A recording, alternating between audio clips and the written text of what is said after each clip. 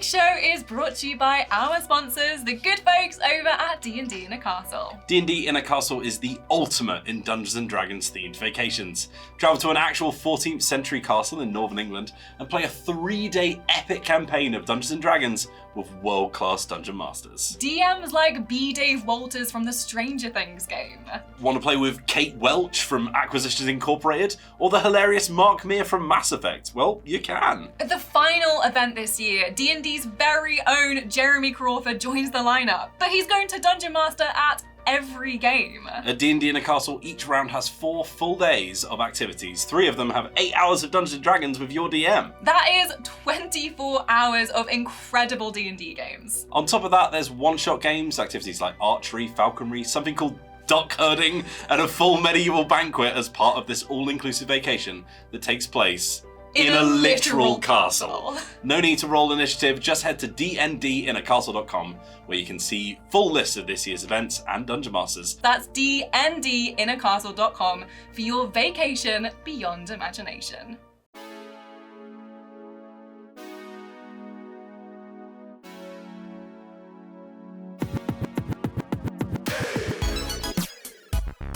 Filmed in front of a pre-recorded audience, it's the Dicebreaker Podcast with your host, me. It's me. I'm Michael Whelan here because Matt Jarvis is off sick. Oh my goodness. I'm hosting the podcast and we are also pre-recording. There's all sorts of change going on today because we've got a very important meeting on Friday that we all need to attend, so we can't do it live, unfortunately.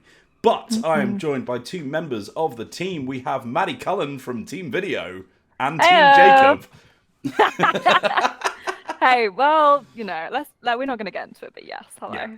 And we also have Alex Meehan from Team Editorial and Team Please Stop Making Me Watch This Film.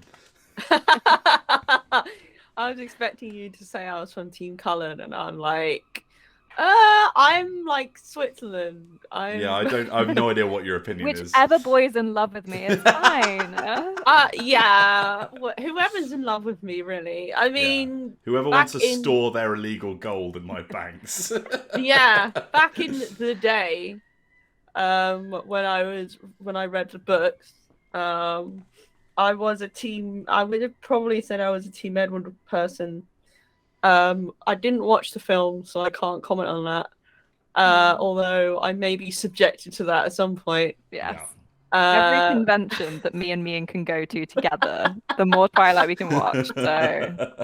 Yeah, I mean, I already watched the original one like a few months, 2 months ago or something, and then I voluntarily clicked play on New Moon, so this is what you've done to me. Can't believe you chose that. Very enjoyable movies. Having Maddie there, don't overstretch. The first one is bearable, because it feels like someone actually cared. Yeah, they tried to do something. The second one is awful. Like, it's mostly awful because it's so boring. Like, any of the bits with Michael Sheen. The guy who plays the Volturi, I can't remember his name. Michael Sheen plays Volturi guy. It is Michael Sheen, right? Yeah. Any of the bits with him in are great because he and his boys are just being fashionable and evil. Me and the boys. Yeah, me and the boys. But he's only in it for a bit. He's in it right at the start, and I'm like, this is great. And then it's boring, with just fart ghost Edward just being around. And then Jacob, who's just so young, and then they make him take his shirt off all the time. I'm like, this makes me feel so uncomfortable. I know what this is for, but I don't like it. As a 27-year-old woman. Yeah. And then right at the end, I've not seen the end, but I've seen clips of it. And I'm looking forward to that because Michael Sheen's in it. But yeah, I can very much see my future being. Yeah, if Alice is reading my future, it's going to be we're going to end up watching Eclipse, which won't be too bad from what I remember from the books. But Breaking Dawn Part 1 and 2 is going to be an ordeal. I cannot wait. The cringe level of that book is so high that, oh my god. Well, thank you for tuning in for our Dicebreaker board game podcast. where we talk about all sorts of tabletops. This is like the third time we've tried to turn this into a Twilight podcast. It's We should also just like, start one. all I did was introduce you both. You let this happen. You were the ones mentioned it. talking about it before we started the podcast. I'm Yeah, merely there's a lot to riffing off of discuss. what I've been given, you know? I'm a poor workman blaming his tools. So we're here to talk about all sorts of tabletop stuff, what we've been playing recently, what has been happening in the news. We do normally do like a little feature as well, but because we've got like a slightly tighter schedule on this one, we're just going to skip that for this week. And we haven't got our lovely live audience as well to join in, which is always the creme de la creme. Yeah. But if you do enjoy this, we are live every Friday regularly from 2 p.m. BST at the moment, but GMT when we're not in the horrible midst of summer, where my feet feel like they are constantly in a pool of sweat. Woo! Summer break! Yeah. School's out. So we are, first and foremost, going to be talking about what we played this week. And I'm going to switch over to Maddie because we just had a long talk from me and about Twilight. So Maddie, please talk us through what you've been up to. So I was saying this, I was on holiday last week, so I didn't like have any of my things with me, so I didn't play much the week we've just had. But I realized I forgot to talk about how I was getting obsessed with Cozy Town, which is I was playing it solo. It's meant to be played with other people. Oh, Oh, You can't play like alone, Lonely it's Town. it's like a community building RPG. Yeah.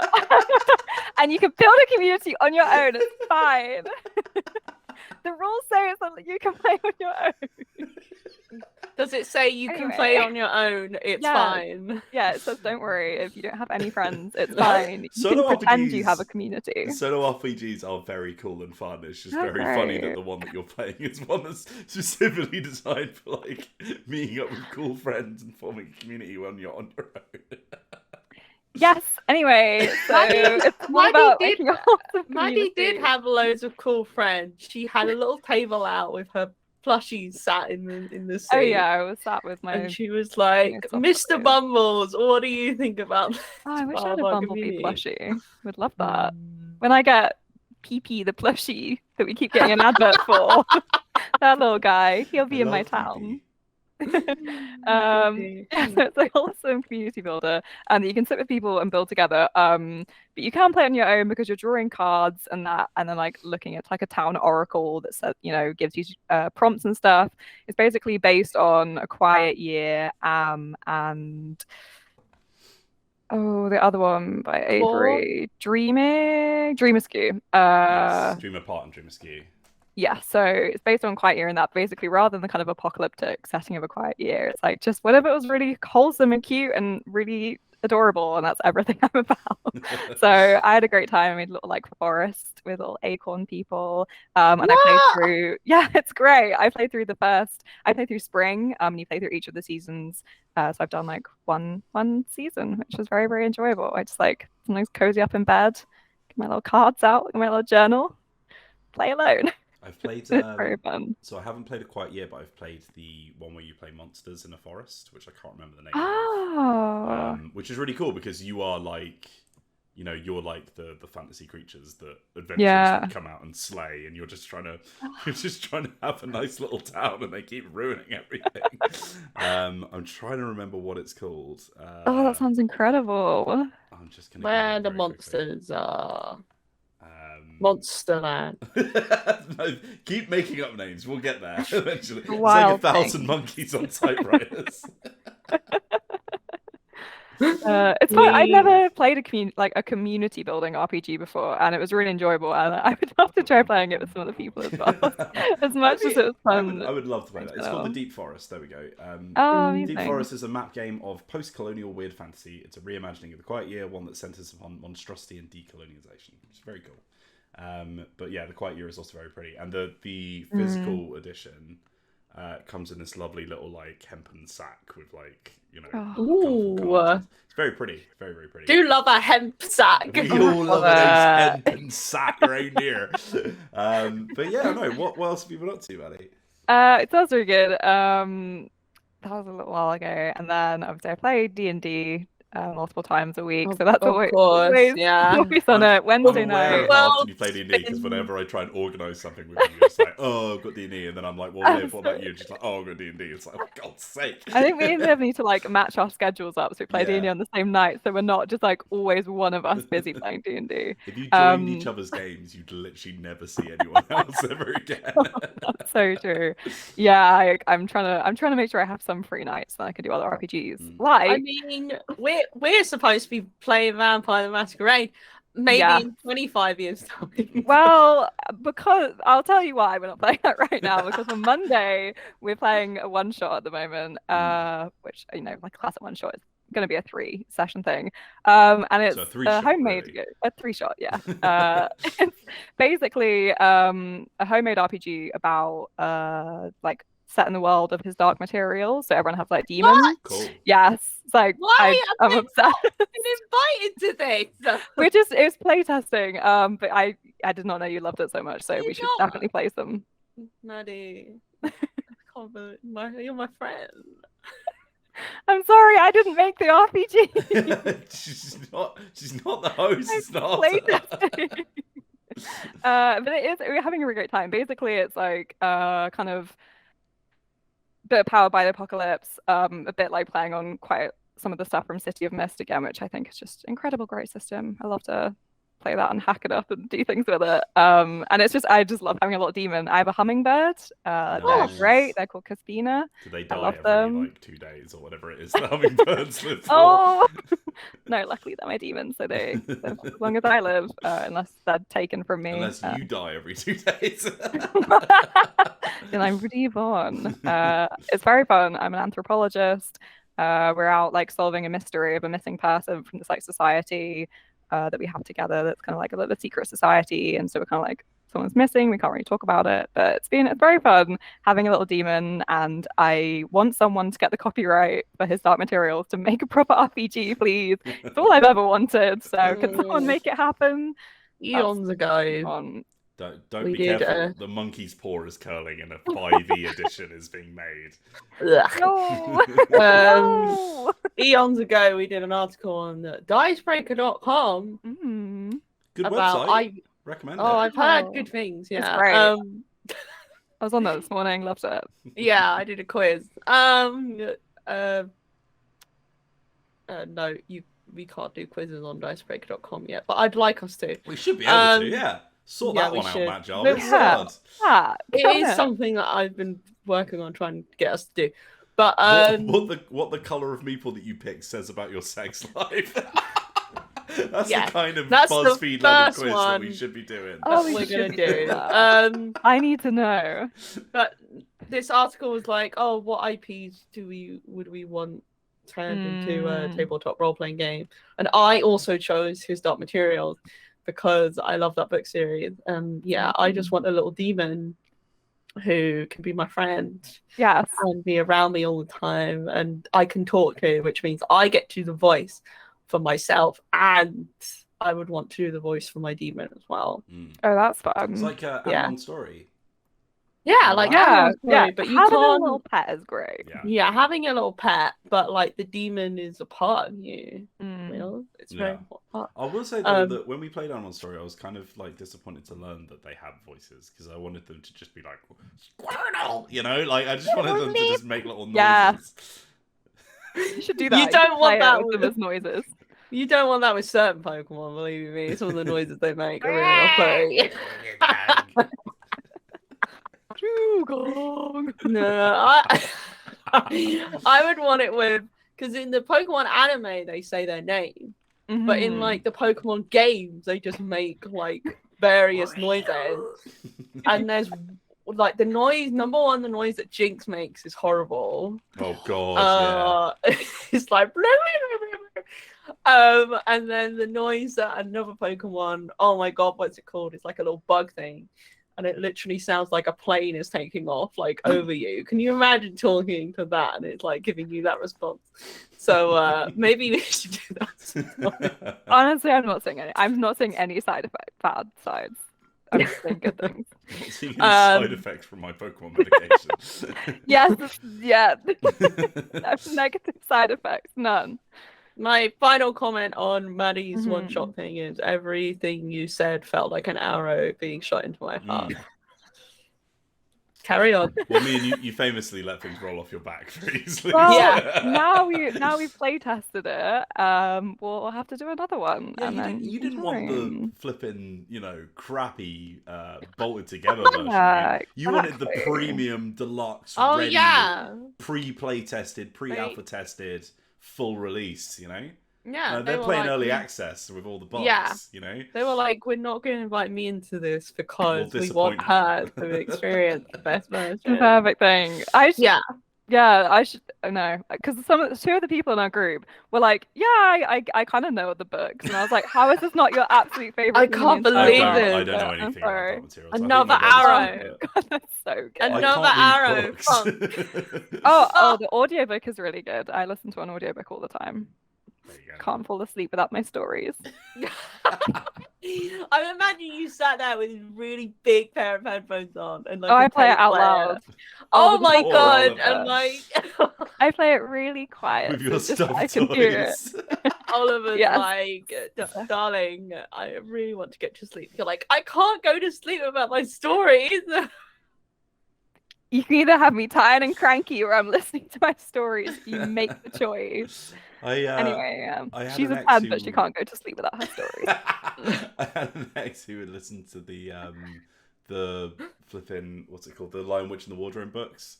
And some of those great. are really weird, and I wouldn't be able to sleep because I was just hearing like these odd flipping beaver people.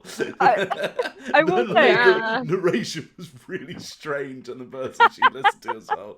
There is a properly haunted. certain curse quality. Like I remember when we were younger, my parents also bought us audiobooks on tape. Oh yeah. People, I know Getting you tape out of the youngsters library is out my there. favorite You youngsters out there, we used to use something called tape. These Gen Zs for their TikToks. You might have seen it on Stranger Things. But yeah, we had like a series of unfortunate events on tape. Oh, so We good. had Harry Potter on tape that was read by Stephen Fry. Mhm. And I remember renting from our library the like 5th book in tape form, and that thing, you could kill someone with that. Donkey. Junk, like literally 24 tapes. Yeah. Oh yeah. There you So go. good. I will say I had to stop listening to Laura Ingalls Wilder because Oliver kept getting so upset because like everyone kept nearly dying, and I was like, it's frontier times, it's like dangerous, and he was like, how can you sleep when Pa is trapped in the snow and he might not make it back? Maddie, I imagine you being on the plane, like on a plane, and you're like, oh, I want to go to sleep now. So you like press play on your audiobook, and like someone like in front of you is like, Miss, I can hear your thing, and then Oliver's like, she can't sleep without her stories. I'm sorry. I just remember sitting on a train Yeah. once, and there was this like very well-to-do looking woman reading an e-reader and looking very serious, and then I sat on the seat behind her and I saw between the cracks of the chairs what she was actually reading. And And there were dragons involved, and they were doing things Whoa!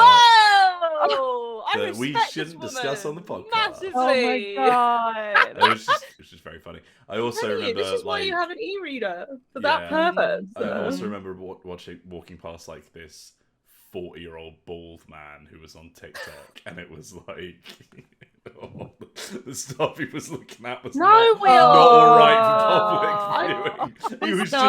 like, wasn't any hiding, just sort of like looking at it, just Oh, like I don't. the world to see, and I was like, oh, bud. No, no. I mean, like the way I look at e-readers is like, have you ever seen that meme of like Sully from Monsters Inc. when he's like looking at like a little, I think he's like looking at a little book that Boo's got or something. He's like, ooh, Oh, and like right, there's yeah, literally yeah. like that me looking up the sexy book on my e-reader. don't think no What one else knows. are they for? No one knows what I'm reading. We all Everyone know. knows. Everyone knows. Oh, I'm Maddie, sat what behind else? you on the train, seeing your shame. Nowhere is safe. Nowhere is sacred. What else have you been playing?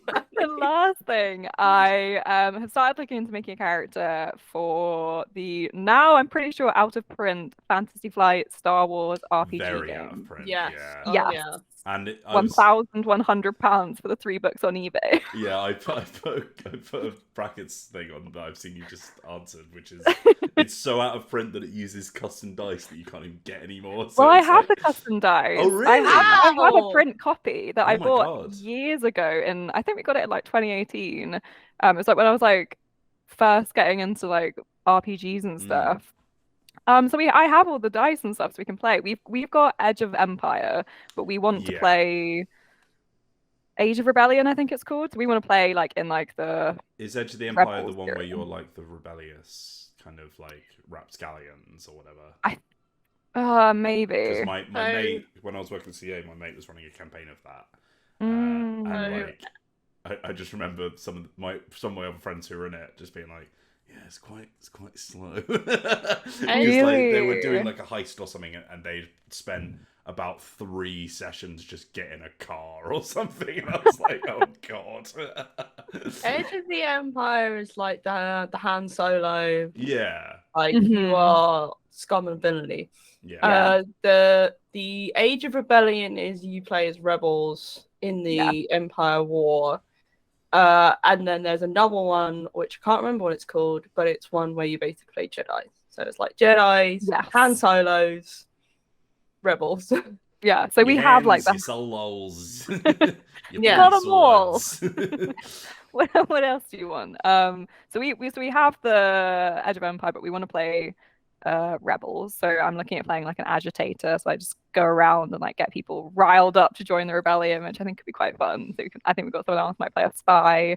So it should be good. And I am quite scared of the custom dice. We did preface this with people being like, if you want to join this campaign, be warned that it's gonna like there's things to learn. It's not just like an easy one shot you can like dip Yeah. into. Like it's Are gonna you be a like bad it's enough fun. dude? To... Can you Yeah. handle the custom dice? I don't know if I can, but we'll see.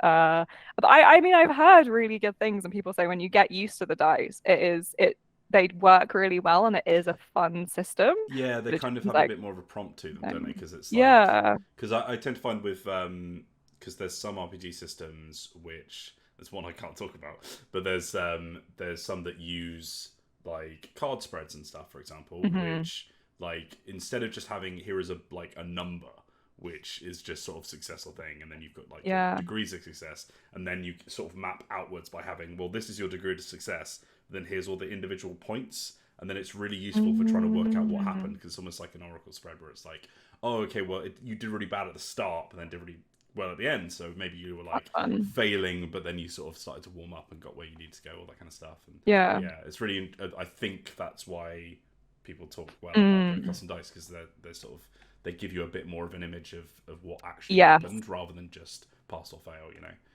Yeah, that's why there's so many of them. You have so many Yeah. different symbols, so it is like a bit like learning how to like read a palm. But Yeah. I think it's gonna be fun when we learn. As I said, we've had it for years, and I love Star Wars, and it's like such a fun universe to like possibly role play in. So I'm sure there are more complicated excited. board games that you've learned very easily. Oh you know, yeah, like, for sure. Like it's just usually you're used to numbered dice, so it Yeah. seems quite different and scary. But I think it'll be fun. It's probably Cool. quite a long way off though. But yes, that's like the last thing I'm looking at. That's Sweet. basically me. Let's flip this over then to Alex Meehan. Cool. What have you been Hello, up to? local gonk droid. Local gonk droid. I did almost Look. say I was going to play as a droid, and I would only be like beep beep boop boop beep beep. Oh, they're the Oh. best What? ones. I once played this like homebrew thing. I don't mind talking about it because it's not going to be ever on Mhm. sale, so it's fine. But we called it Space Cops Squad 20, and like I made this really in-depth character creator that you had to randomize on. which had all these like stupid fantasy space races that I made my friends and all that kind of stuff. And there was like a traits thing at the end, and it was like you roll for positive and negative, and you have to have one of each, but you might have one or the other for the middle. And one of the negative traits was like mute, like can't talk. My friend had rolled that, and was using the text to speech in Discord. And the delay between the conversations we were having and when she had finally written out a message. Oh, that's so good though. Funny. It would be like, we finished the conversation like 2 seconds ago, and then it would be like, I also think that this is a good idea. That is amazing. Oh, that's so God. fun. I have very precious Oh my memories of god, that I game. would have been laughing so much. I wouldn't have been able to talk because I tried not. No, we genuinely had to make her stop because we couldn't stop laughing. Considering It was so the way that Microsoft Sam pronounces some words as well, like Especially with like the Potato. rushed spelling errors because he's trying to type it out quick. Oh god, that is one of my favourite memories. Amazing. yeah, I just want to play a little, because the little ones that just go beep boop are the best, and I would generally just make up my own language that you would have to decipher and translate. It's like Dolph Oh, Ratty. That's a positive beep. No, see, the intonation, it wasn't beep beep, it was beep beep. So, you know. I'll basically become a modern Tolkien, but for gonk droids. Please. Alex make it Meehan happen. dash a modern Tolkien for dog droid. For gonk droids, Yeah. yeah. Change your Twitter bio right now. Yeah, if someone could Photoshop that into an inspirational image, that'd be really useful. Thank you. Yeah, and I love it when R2D2 is like, what? Oliver- I didn't realize you could do that. Oh my god, his scream. All the ones had a dream that we were in Star Wars, and I kept steering our ship into enemy fire to make R2D2 scream, and he was like pleading me to stop. And I just Maddie! wouldn't. So I was like, make him scream. Make him scream. I love R2D2 scream so much. That wasn't a dream. That would happen in real life. It would happen. It was a premonition for the future. So what I've been playing, Yeah. this is what happens when the three of us get on the podcast together. It's deadly. I played quite a bit this week actually. My friends and I went to the local board game cafe, Dice Saloon, which is included in our board game cafe list on Dicebreaker. We went there for their famed Guinness cake. Ooh. And of course the peanut slice. And Lest- peanut lest we slice, forget. yeah. God, I love peanut slices. And I suppose the board games as well. Oh, yeah, but yeah. That's all right. they're all right. We played. I was with some friends who played a decent amount of board games, but they're not like connoisseurs. Yeah, it's not quite on our level. Yes.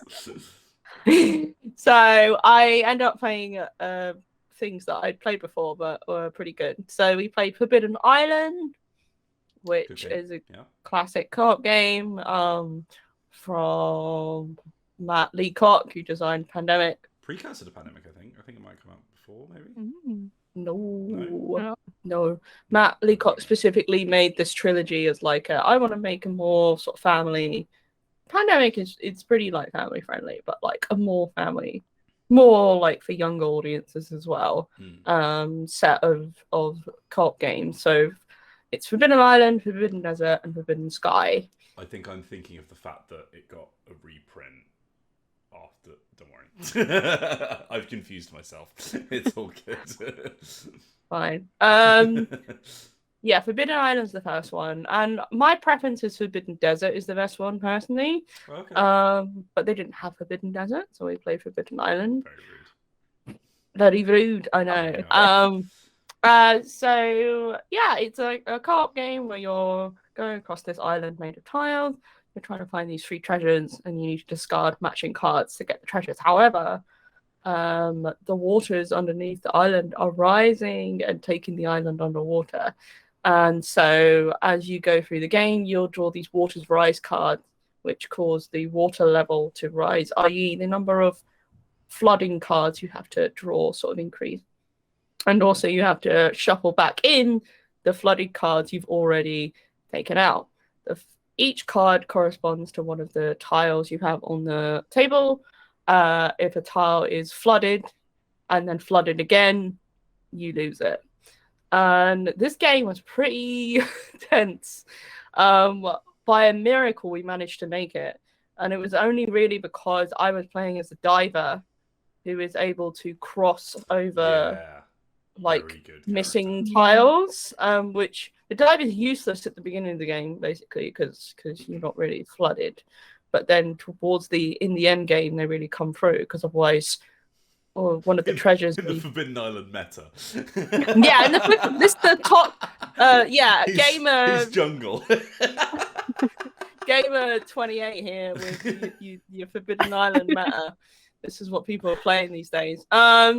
No, we actually had we did draw them randomly. We did have a good selection of characters. We had the navigator the one who can move diagonally and shore up diagonally. I can't remember that is called. The Explorer or something? Maybe. And then we had the one that can shore up 2 tiles for 1 action. Yeah. And then we had me, which really came in at the end game when we were just losing tiles left and right. And we managed to just about make it off the island. That's really good. We also played Sagrada. Oh, I've never played Sagrada. It's very pretty. It's top tier. Yeah. Top tier wheels. It is a dice collection placing game where you have these colored dice and you've got your own individual player board, and you can basically choose a difficulty level of these pattern cards that you slide into the little boards. It's very satisfying. And then every round you take out a set amount of dice. They're rolled, and then people take turns just sort of drafting dice and then playing them onto their little card. And the cards, depending on the difficulty level, will have you need to put a yellow one here, you need to put 6 here. And then there are overall rules, which are you can't place matching colors and numbers next to one another. And then you're basically just trying to fulfill these objectives. You've got some public objectives, and then you've got some private objectives as well. And you can also do special moves if you can pay for them to help you along the way. I did really badly. My friend did a lot better. It was the first time playing. But it was pretty good. I know, friends suck. I hate having friends. I hate them. The worst is when you play alone with I'm alone all the time. Because I don't like them. It was really good. And then we also played Azul, a classic. They hadn't played Azul before. I was like, you're in for a treat. Explaining that game is quite difficult, to be honest. It's actually not. It's pretty simple, the game itself, but trying to explain how it works is a little bit tricky. But tile laying game where you draft tiles again with the drafting, and you have to place them in the separate section on your board, and then they go into the main section of your board, and you want to make patterns. So you want to make tiles that are connected, and then you score. The more tiles that are connected, the more points you score whenever you place a tile in that sort of collection. And I also lost at that. Only by a few points though, but that was really good. And then we also points it was me. You lost, so loss is a loss, Sorry, I'm handing in my resignation. Coach Wheels here, and I need to give you a pep talk. Our esports tabletop gaming team. Look, you were fantastic in Forbidden Islands. You got the scuba meta down, but yeah, we need to work on your Azul and Sagrada game. If we're gonna win the tournament, whatever tournament this is, just called the big tournament. Regionals. If we're gonna win the big tournament and save the church, we need to get better. Yeah, we want to go to nationals. That's the Exactly. And then we also played the day after at Casa del Meehan. Ooh, I've not heard of Video Game Cafe. Oh, that was the list. Excellent tea, I have to say. We played Quacks and Quedlinburg, a classic. but we played it with the Herb Witches expansion. Yeah. Can I tell you an interesting fact, Meehan, that I didn't know that I'm assuming everyone else in the world knows because I'm very stupid. I suppose so. I saw Yeah. a picture of someone holding Quacks of Quedlinburg in the town of Quedlinburg. Yeah, And- Quedlinburg is a German town. The art on the cover is actually like based on the night market in Quedlinburg. It's really cool. So you can see like the that's arch so of the old fun. buildings on the. Yeah. Yeah, it just looks Wow. bad. Yeah. It's charming. It's not. Yeah, I I don't like that. We've spoken about how I don't like that artwork, but yeah, no. Herb Witches was I think the first expansion released for quite. There are 2 expansions. There's Herb Witches and Alchemy. But Herb Witches adds an additional player board, so 5 players can play, which is really Very great, although Nice. wasn't necessary in this regard because they're already free. It also adds some new recipe books and there's ingredients, which we did play with. That's That were fun. really fun. It also adds a new ingredient called Loco Weed. Maddie? Ooh, Loco Weed. And that was fine. So much got Will. enthusiasm for Loco. I Weed. love it. No. Its ability is, well, one of its abilities is it copies the chip you played before it, Ooh. which is kind of fun, but it didn't really pop much for me. Ooh. Just I was drawing it at the wrong time. But, Fine. and also it adds an overflow bowl, which is fun, which we didn't end up using because we didn't do that great. Basically, the Quacks of Quedlinburg board, the game is like you're trying to, every round, you're trying to move along this board, this track, like as far as you can by placing these little chips.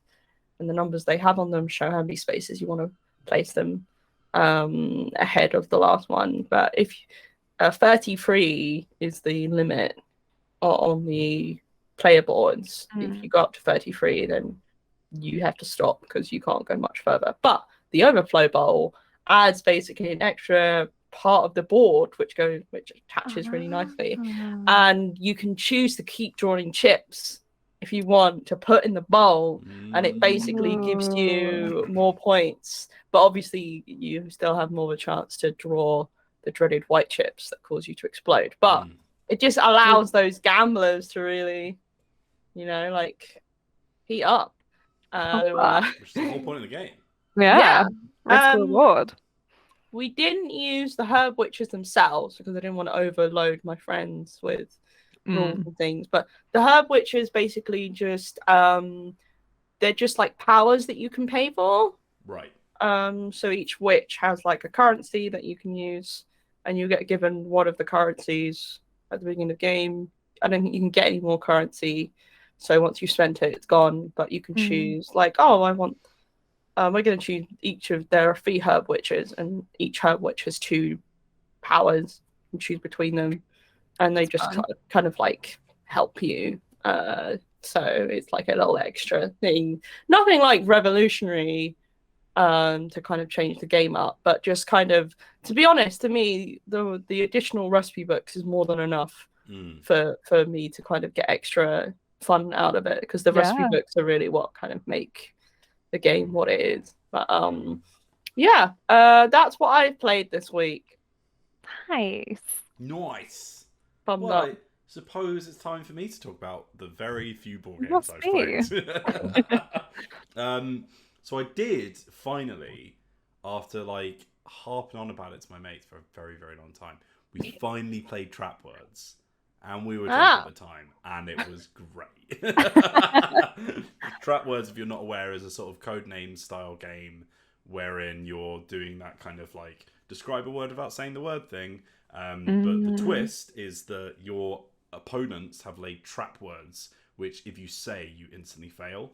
So, for example, if you were describing like ring or something, they might write like jewelry or like diamond or circle or something like that. So then you have to think, because you don't know what those trap words are, you then have to think of like a really roundabout, weird way of describing it, so that you don't say any words that you think they might have trapped.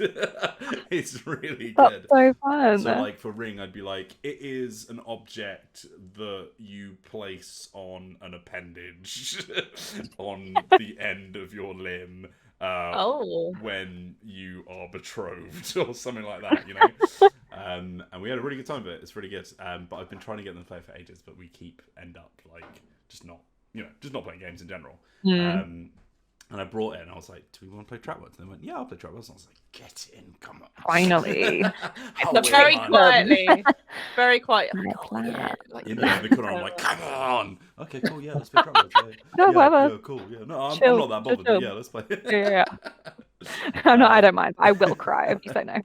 They also have, so it's like dungeon themed, right? So you're like, oh, you need to go in the dungeon and beat the monster before somebody else does. But some of the rooms are cursed. So, like, for example, you have to give your clue in one breath, or everyone closes their eyes, so you don't know if people are, like, giving you facial expressions or whatever, like all kinds of little things like that. There was one called Echo, which was absolutely horrendous, which is at the end of every word you have to repeat the last syllable. So it would be like, I am repeating the words. It's awful. Oh my god. But My yeah, brain just can't comprehend that. Like, the cogs just jam and they stop turning. full with honey. Yeah. But yeah, no, it is very, very fun. I very much recommend it. It's from Czech Games as well, so it's the same publisher as Trap Words. Apart from that, I finished painting my dragon, which you would have seen on the very stream. good. The not handsome dragon. The more handsome dragon. He's sat on the side. He's also got, like, proper basing on, which I barely ever do. I was doing it as part of the stream, so I was like, oh yeah, cool. Yeah. But For you, my dragon, I will. That's what you said. It was a big, juicy boy, and I was like, let's properly finish him. My liege. You got such a base to work with. Exactly, You may as yeah, well. it was huge, so I ended up covering it in stones and stuff, very, like, deserty, which is not like a vibe that I usually go for as well, which is fun. But also I've been painting in general, because we put out a ultimate miniature painting guide tutorial on the channel the other day. So if you are into painting miniatures or want to be, then check it out, because it's got all the details you could possibly find on youtube.com/Dicebreaker.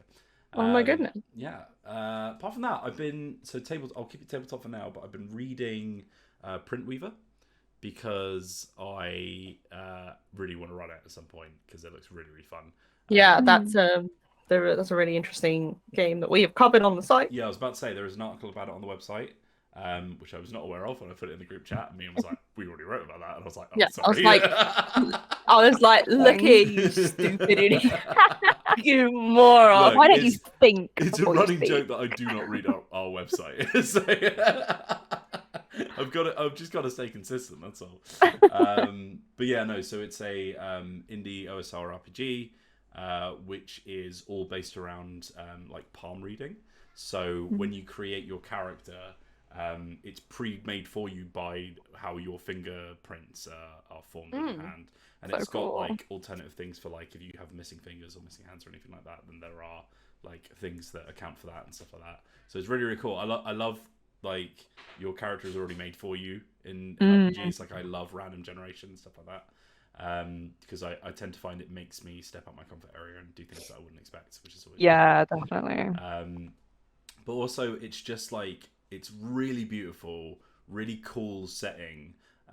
It, like, the actual lore, like, it's not just a sort of, oh, you make a character out of your hands and then you crack on. Like, the lore is revolving around that sort of fingerprint idea, and there are, like, these creatures called, like, the printless, which are, like, missing their like souls almost and stuff like that. It's very, very cool. I really, really want to run it. And it sounds like Maddie's interested as well. So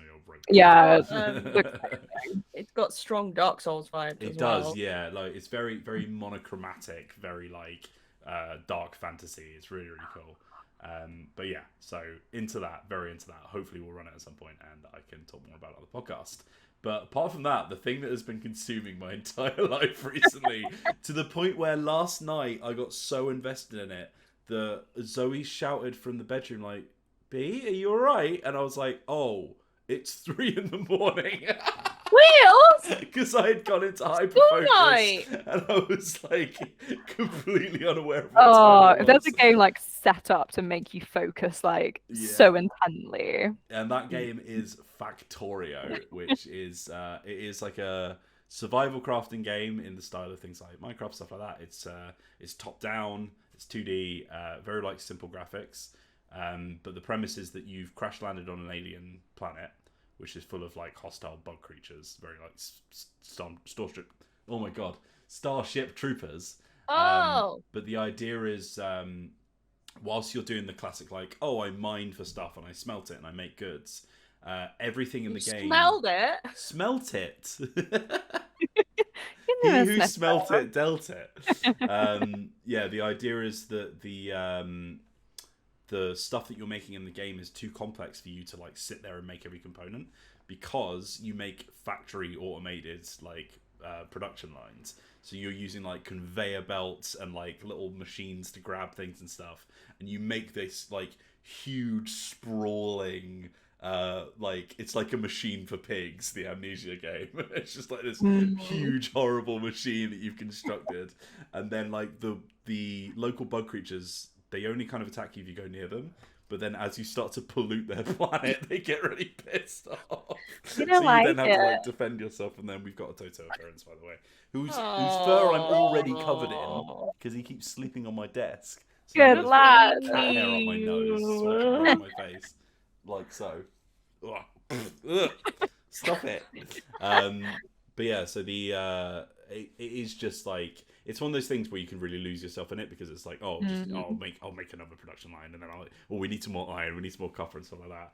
I've just gotten to the point where I'm making like these little worker drones, so now I don't need to use like stupidly long conveyor belts, because I've got these little robots who will pick things up and drop them off into places I want them, and they're very cute.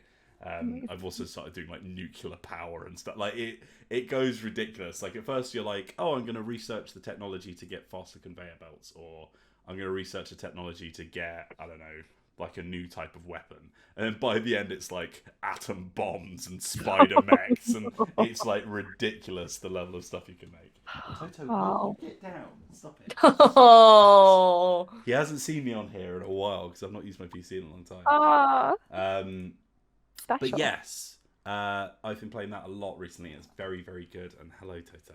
And I very, very much recommend it. It is like, it's been around for a little while, and I've like always been aware of it but never tried it, and I don't know why, because it is literally right on my alley. The amount of it's almost like programming, the amount of like ridiculously complicated like problem solving you have to do, but it's really good and I really recommend it. But it's not a tabletop game, so I'll move on. That is pretty much what I've been up to this week, though, apart from making sure that this cat doesn't die of heat stroke and covering it. Toto, what have you been playing? Toto wants to tell us what he's been playing. That's why he's Toto. desperate to get here. What have you been up to? Being a good boy. Just get him to the microphone, make sure he's got. Okay, yeah. All right, well, thanks Oh, for joining in, Toto. That was fascinating. Look at his face. Look at his face. He's like that cat that has a flower on its head, you know. Yeah. Toto, Singing it's in the okay. universe. It's okay, Toto. You don't have to tell us. You're shy. He's He's such a sweet shy. baby. All right, so we have chatted about what we've been up to, but what has the world been up to? We go over to our news correspondent. Alex Meehan is in the chopper. Alex, what's happening in the world right now? Yeah, I'm in the chopper. Where is the chopper? Chopping away. It's chopping away, yeah. The chopper right now is in Pokemon Land. Oh my god. Wow. So here's a fun little story that was done by our own Matthew Jarvis this week. It's very weird. So apparently there's going to be a Pokemon trading card game reality TV show. Sorry, what? What? I actually missed this. Sorry, what? Where's the link? Well, if you look at the pod doc. Oh my god. Yeah, this is very bizarre. So the Pokemon company, which owns the Pokemon trading card game license, has put out a casting call for, and I quote, energetic, personable candidates of all ages and their families for exciting new opportunity. Whether you're trying to learn the Pokemon trading card game to connect with your loved ones, hone your skills to get to the next level, or you're already a competitive player, we'd like to hear how a Pokemon TCG expert can help you. So, is it just like, so you're just like either playing Pokemon or learning to play Pokemon? I don't understand what the TV show is. So this is like the only Pokemon hype house. Oh god, I'd love that. Can you imagine if we broke into the Pokemon hype? I was gonna say, are we all applying or what? The new Team 10 is called Team Rocket. I want to be in Team Rocket so bad. Yeah, so that's the only information available about this right now. Wow. Yeah, other than Pokemon TCG Vice President Barry Sams said, from dedicated competitors and casual players battling after school with friends and family to collectors or general enthusiasts, we're looking forward to spotlighting the stories of our diverse TCG fans. So I don't think it's going to be like a game show or something. I think it's going to be literally like, you play Pokemon, and what do you do? I'm just imagining, you know that Super Nanny show? Yes. I'm imagining that, like, do you not remember Super Nanny? She was like a amazing. child expert. Joe is incredible. Oh wait, I think I remember. She's icon, yeah. He's like sat in a taxi, right? Yeah, no, that's exactly the clip I'm referencing. Okay. So I'm imagining that, like, you know, someone is like losing because their Charizard keeps getting killed, and they're like, oh, I don't know what to do, and then it flips to the Super Nanny Pokemon trading card expert who's like, I can see you're in a crisis, I'm on my way. But it's her. But Joe comes in to do it. Yeah, Joe's managing. She's been learning Pokemon. Yeah, she's pivoted to Pokemon. Yeah, it's very bizarre. Yeah, it's like, oh, how can a Pokemon trading card game expert help you? Is it like, can they do my are they laundry? are they helping them with the game, or what, are they like just coming and like life coaching them? Can you make Pokemon real, please? I love the idea that like Pokemon TCG experts are so out of demand that they're having to do odd jobs on TV. What I think I should do, I think I should put an application through. Yes. I think you should put an application in to be one of the TCG experts, to be honest. Oh no, I'm not that good. I should put an application through. I'm like, I really want this particular deck to work. Can you help me make this deck work? It's just Swoobats. And it's just Oh no, do you know what they need? They need the TCG expert guy or person, sorry, to go and help the guy with the giant cards. Jumbo cards. Yeah, help me. On. I've only got jumbo cards. I desperately want to know more about them, so please go on the show. Wow. So yeah, that's what's going on in the Pokemon TCG world. It's just very. I mean, we've been seeing quite a few shows related to tabletop games or board games recently. There's like a Ticket to Ride game show coming, or it might have already been released. I'm not 100% sure. There's like a Monopoly one, I think. There's a Clue show coming, although I'm not sure that's a game show. It's just a murder mystery. Yeah, possibly. But you have to go in and murder one of the other contestants and get away with people it. really die. Yeah, people really die. Yeah, and obviously there's the D&D film, and there's also a D&D series coming from Amazon, I believe. Yeah, it's all popping off. Because obviously nowadays you can't have original IPs. That doesn't exist anymore. No. That back in the old days. Now you can only ever adapt things. Like you cannot start anything new. Only sequels, please. Only sequels or spin-offs or adaptation. It's so I guess too dangerous to watch something I don't know about, whereas I watch a sequel, I know that I already like it. So it's perfect. So yeah, whatever the hell this is going to be, keep I keep can't an wait eye to out see you on it, Meehan, because you're putting an application in. Yeah. And I'll walk in to the like, I imagine I'm walking through the door and I'm wearing like Swoobat shirt, Swoobat like trousers, a Swoobat hat that I've made myself or the something. Swoobat hat What's is that up, gamers? disgusting love heart hole for a nose, and you've shoved it over your head. What's up, gamers? It's me, your favourite. Swoobat. Sup, Swoobat fans? Swoobat Represent. Yeah, so that's what's going on there. Other news we want to highlight this week is the Any Awards nominations for 2022 have been announced. For those who may not know, the Ennies are basically like the top awards for tabletop role-playing games. They're like the Spiel des Jahres of tabletop role-playing games. So this is the lovely news piece done by our own Texan boy Chase Carter. Yeehaw. Yeah, there he is. The Ennies have been announced. There's a good selection here, actually. A lot of games that I would agree are interesting, or we've played, or I like, etc. So the Ennies have like a selection of different categories, but the kind of main primary categories are best game and product of the year. So like best game is like overall best game. They often maybe not necessarily have been released in the last year. Sometimes they're just sort of highlighted. Again, that's a Spiel des Jahres thing that happens sometimes. And then product of the year is kind of like a specific release. So for best game, the nominations are Colossal, a solo RPG adventure by Nick Angel. I've heard good things about Colossal. Chase covered it on the site as well. Is that the one that's very what's it called? Come on, Wills. Oh god. Come on.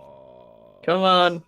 Search that brain. Shadow the Colossus. Is that the one that's kind of Shadow? I think so. Yeah, I think it is. It's more like you're in like a giant castle that's so big. Each room is like a land is in there. Oh, okay, cool. And it's like a solo journey game. It's really fun. And it has like, yeah, it's very fun. I have a copy. Well. I'm looking at it now. It's really pretty. I literally bought it for the art, and then I was like, oh, it's also a good game. Oh, and I see it's got an award here for best games of 2021.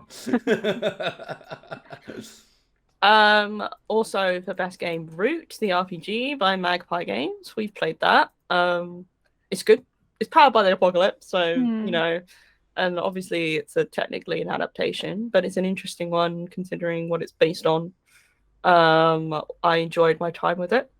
Also on here is a cool one called The Troubleshooters, which we've also covered on the website. It's like a kind of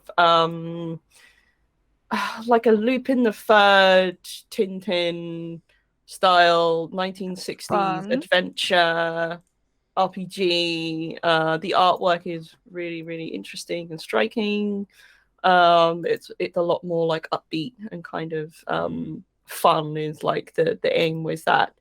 Another nominee is Thirsty Sword Lesbians by Evil Hat Productions, which we played. Yes. Yeah. And we raised some money for Mermaids as well.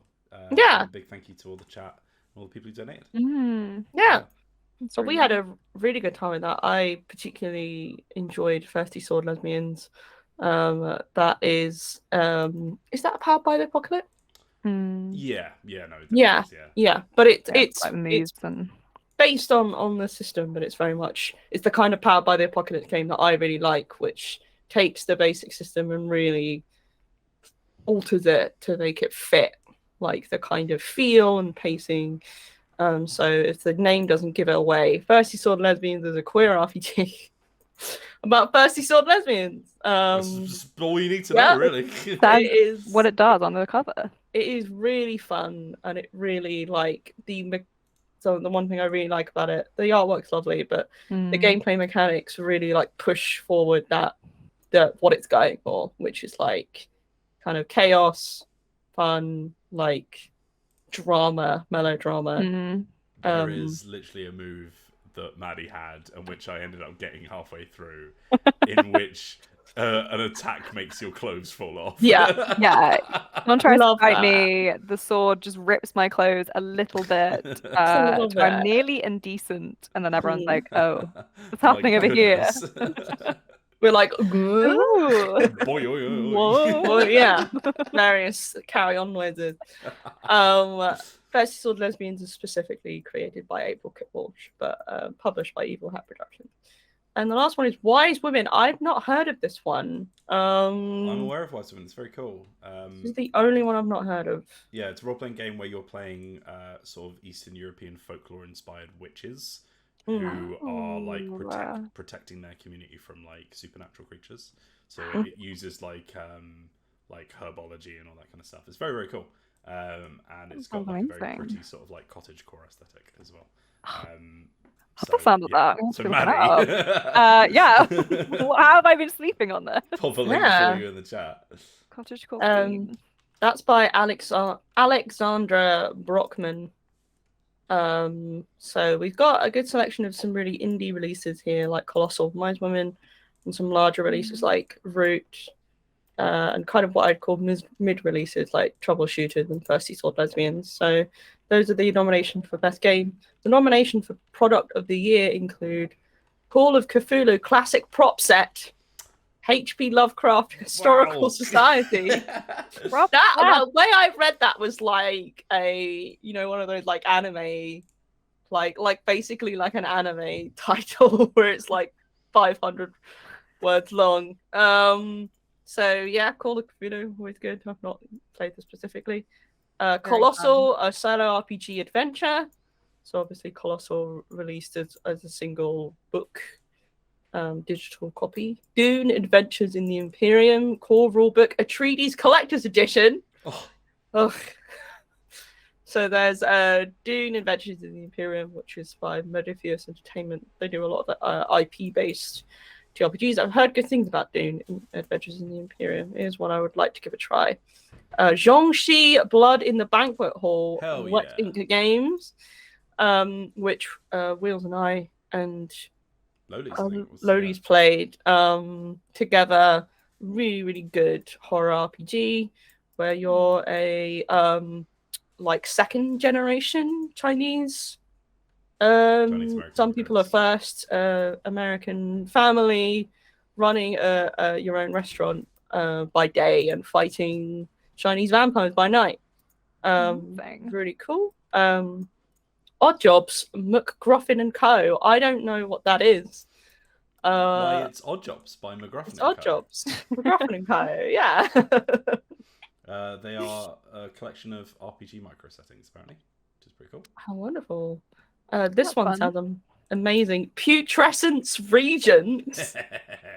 Exalted Funeral. Yeah, there we go.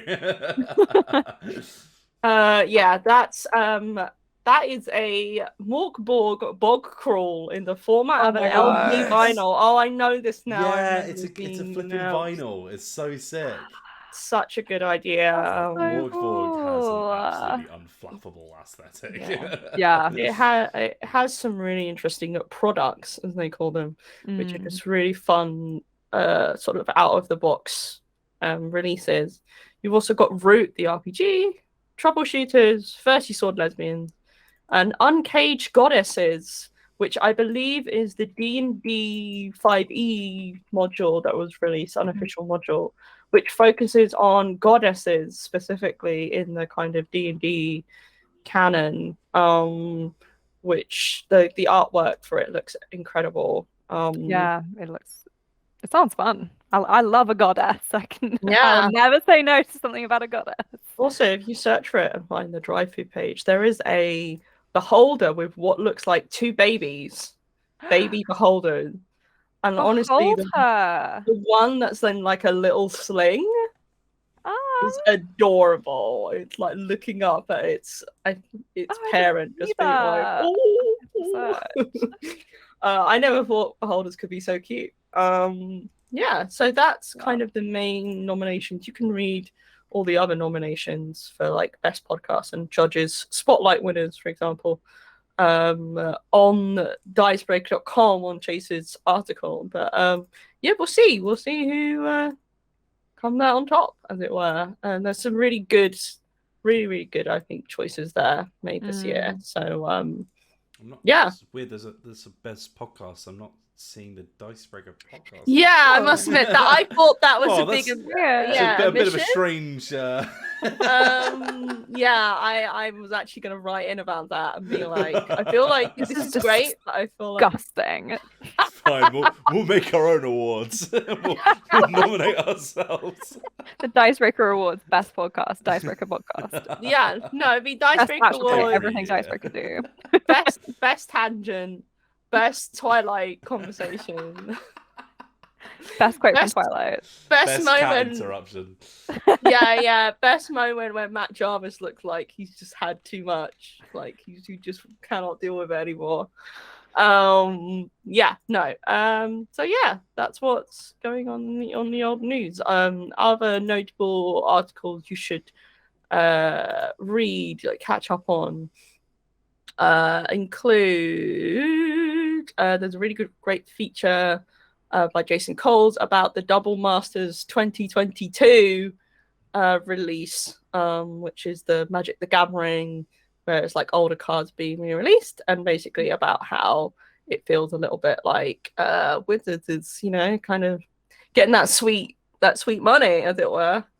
There's also a great guide by the wonderful Maddie Cullen. Oh my god! What? Oh my god! I know her. Which is based on it's Who knows? It's I based don't know. on Maddie's video about running a session 0 Yeah. for Dungeons and Dragons, which is really useful if you want to, get started on that. And there's also a wonderful article based on a certain Michael Whelan's video. Oh my goodness! God. I've heard of him as well. Yeah, about how to get painting miniatures. That's right. So Wow. lots of excellent content over on Dicebreaker.com. What can people expect from youtube.com/Dicebreaker? Well, Alex Meehan, we did something truly ridiculous yesterday. My goodness. We've been sponsored by a certain RPG. You'll find out who on the weekend to do a RPG Let's Play. And it is a puppet/Muppet inspired RPG, and therefore we played the RPG with sock puppets. It was the best thing I've ever done. Oh, to be a fly on the wall. There were some truly cursed interactions, some truly odd moments, as you can only expect from us being given puppets for an RPG playthrough. And being stuck in a room where the air conditioning was broken Yeah. on the hottest day. So I imagine it's got absolutely nothing on Avenue Q. I imagine Avenue Q's got absolutely nothing on us, to be honest. No, I meant the other way around. Yeah. what I said. What Will Yeah. said. Yeah. And then, Maddie, you're working on something as well, aren't you? Yes. I'm working on something. Yes. That was an unsurprise. If Yes. you're curious about OSR, Old School Renaissance, you want to know a little bit more, Which this we mentioned in this podcast. video could be a little bit helpful to kind of get you up to speed, get you into understanding the world. That's like a Although form it's- of D&D, I Mhm. believe. Yeah, that's like old schoolish. So yeah, you should keep an eye out. Spoilers, you have to Or- watch the video. Yeah. Or I'm yeah, not telling watch, you. watch the video for goodness sake. Girl. All right. Well, thank you very much for watching this episode, pre-recorded, of the Dicebreaker podcast. We will be back live next week, Friday at 2 p.m. BST. So please do join us for that. But in the meantime, thank you very much for watching the Dicebreaker podcast. We'll see you on the next episode. But until then, have a lovely day. Goodbye. Bye. Bye.